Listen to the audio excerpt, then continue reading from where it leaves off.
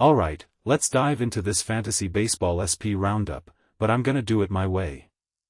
No boring recaps, just pure analysis and hot takes. Buckle up. First up, Jackson Jobe.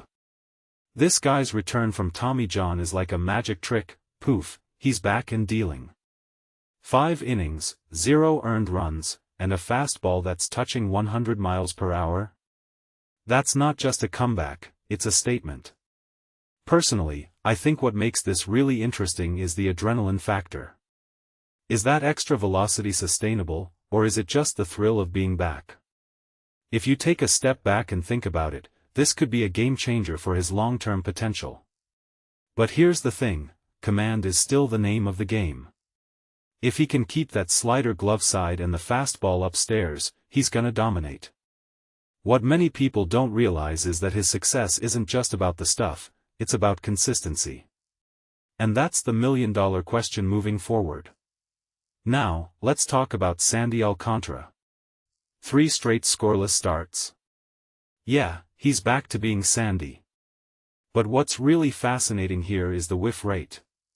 Double-digit whiffs in 11 of his last 12 starts.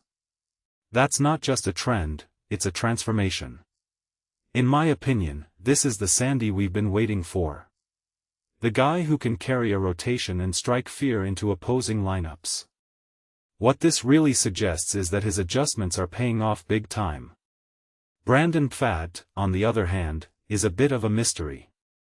He's like a pitcher with multiple personalities. Sometimes he's a sinker-slider guy, other times he's throwing everything but the kitchen sink.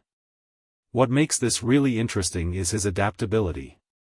He's not just relying on one approach, he's tailoring his game to the lineup. But here's the catch, his strikeout rate is underwhelming. Personally, I think this is a guy who's still figuring out his identity. Is he a pitch-to-contact artist, or can he develop into a strikeout machine? That's the deeper question here. Bubba Chandler is the definition of a tease. One day he's got it all figured out, the next he's back to being a peas. What many people don't realize is that his potential is off the charts, but his command is like a roller coaster. In my opinion, this is a guy who needs to find consistency before we can trust him. Until then, he's a high-risk, high-reward play. What this really suggests is that his ceiling is sky-high, but his floor is just as low. Yoshinobu Yamamoto is an ace, plain and simple. But what's fascinating is how he's doing it. His strikeout rate might not be elite, but his ERA and WHIP are. Personally, I think this is a guy who's mastered the art of pitching to contact. What makes this really interesting is that he's proving you don't need to be a strikeout artist to be dominant. If you take a step back and think about it, this could be a blueprint for other pitchers to follow. Michael King is a guy who's evolving right before our eyes. His second-half strikeout surge is no fluke. What many people don't realize is that his pitch shapes are changing. His sinkers and changeups are rising more, his sweepers are cutting more. This isn't just a tweak, it's a transformation. In my opinion, if he can harness this new movement, he's gonna be a force. What this really suggests is that we might be witnessing the birth of a new ace. Kyle Bradish is a tightrope walker. He's relying heavily on his fastball, and that's a risky game. What makes this really interesting is his dependence on his breakers. If they're not on point, he's in trouble.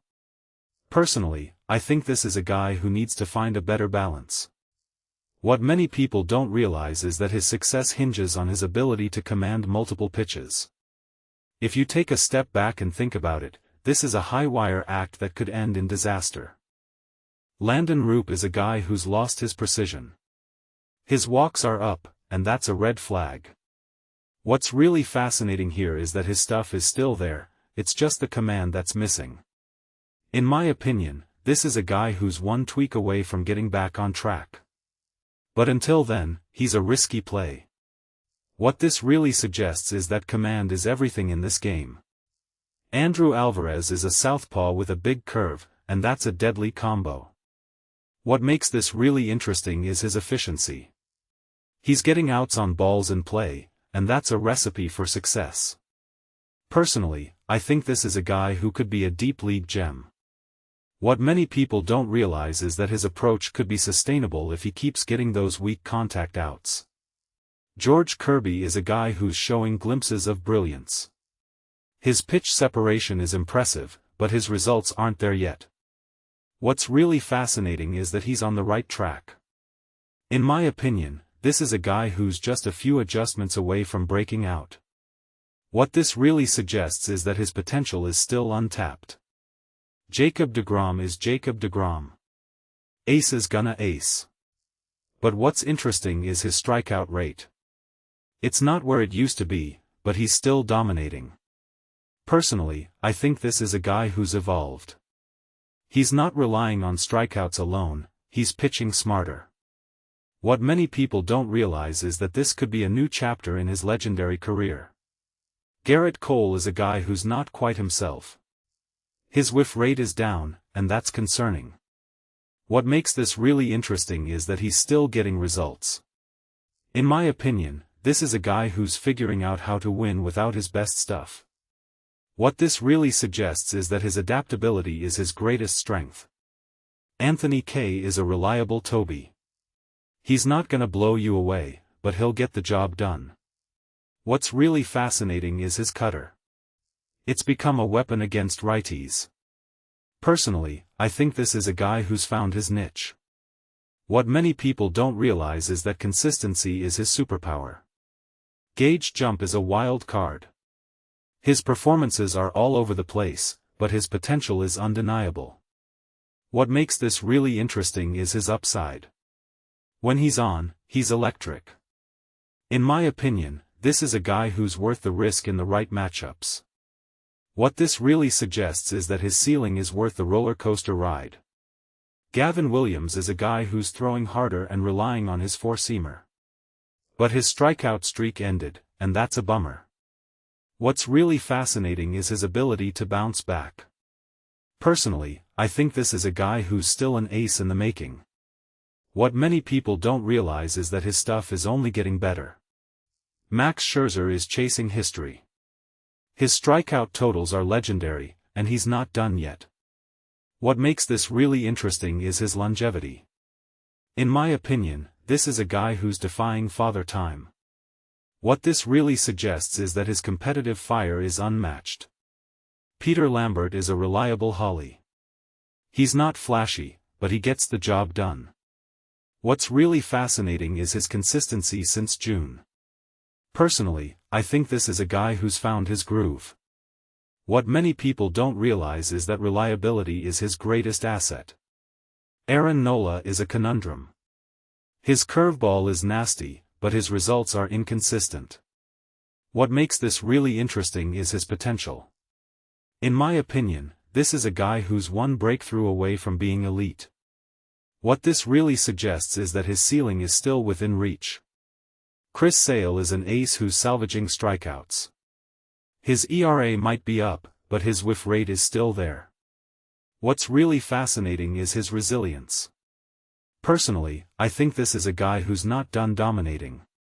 What many people don't realize is that his stuff is still elite. Seth Lugo is a sequencing master. He's not gonna strike out a ton, but he'll keep you in the game. What makes this really interesting is his approach. In my opinion, this is a guy who's perfect for quality start leagues.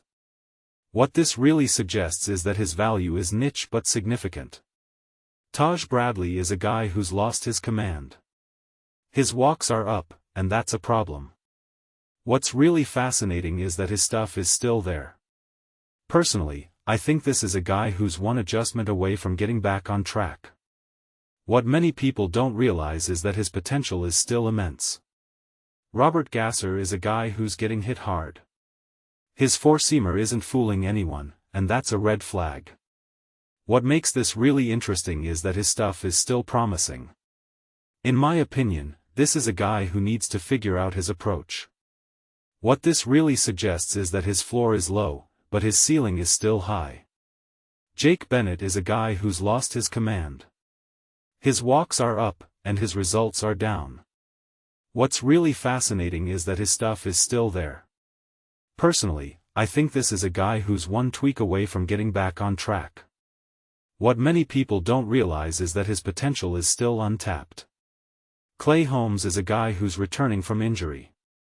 His results aren't there yet, but his potential is. What makes this really interesting is his ground ball rate. In my opinion, this is a guy who's gonna figure it out. What this really suggests is that his best days are still ahead.